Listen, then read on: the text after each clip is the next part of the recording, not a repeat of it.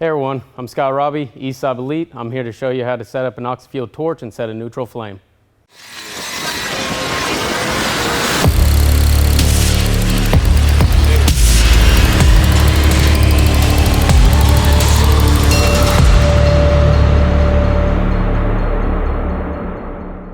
Learning how to heat, shape, and cut metal has been a rewarding skill that I've been doing for years.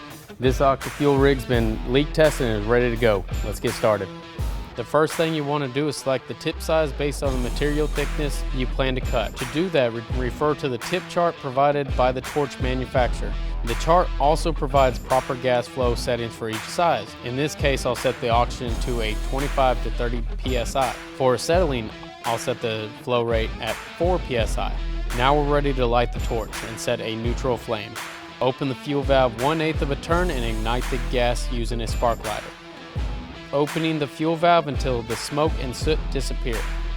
At this point, you'll have a yellow carburizing flame. That means there is an excess of acetylene. Slowly add the oxygen until you establish a bright, neutral preheat flame. You'll see a bright blue inner cone and a lighter blue to white outer cone. Lighting and setting your rosebud, same principles as an oxy-fuel torch. Settings are a little bit different, so be sure to check your chart.